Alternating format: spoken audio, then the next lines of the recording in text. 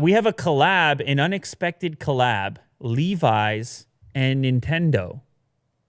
They have made Super Mario themed overalls, and personally, I think you could pull this off. Will.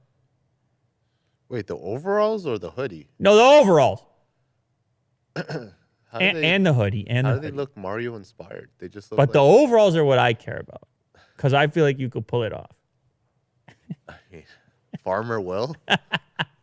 No, because if you scroll down, the best part, first of all, it's because Mario wears the overalls. Yeah. And it's a Levi's collab, and they got the jean thing going on.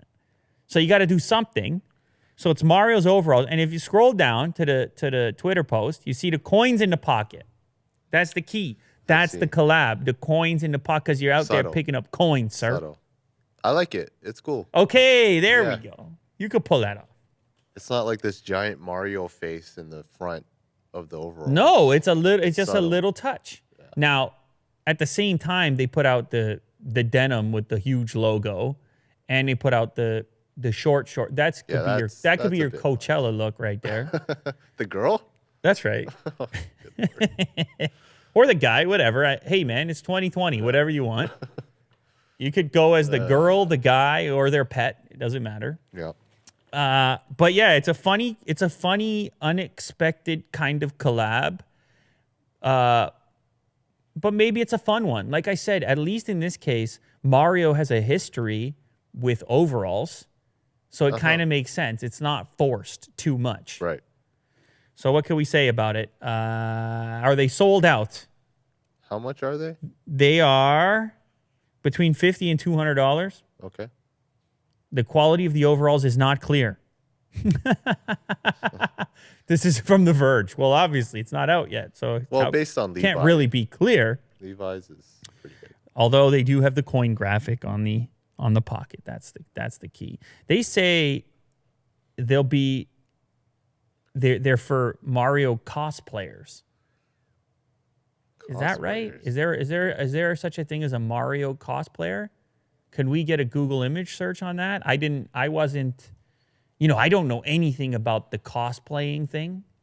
I know nothing. There could be some raunchy photos there. But that's just wait a sec. Those are Halloween costumes, the first couple.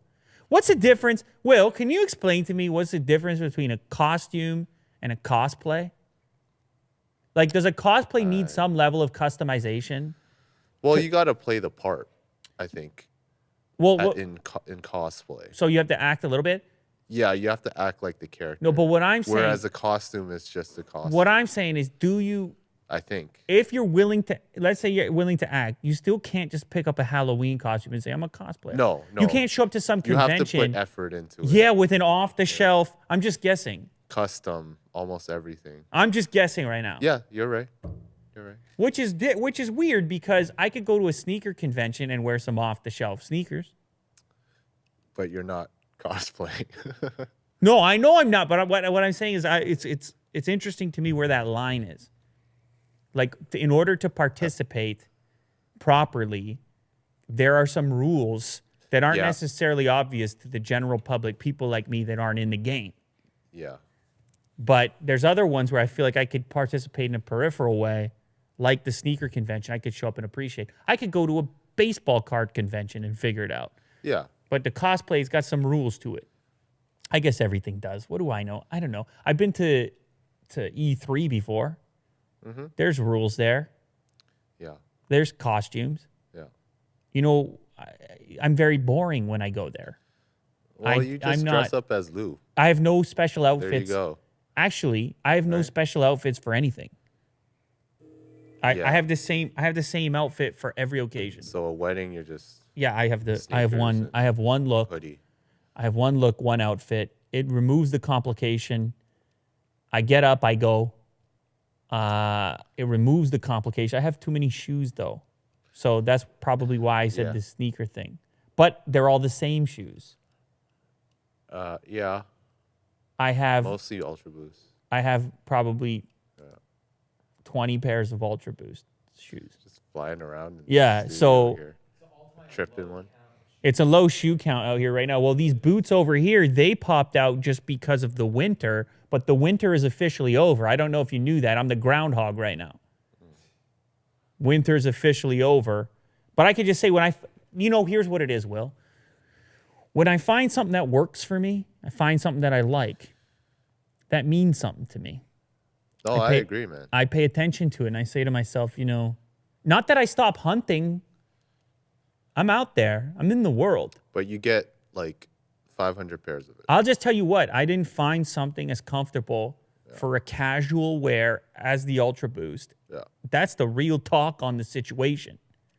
And so every time I pop something else, give something a chance, I say to myself, what am I doing here?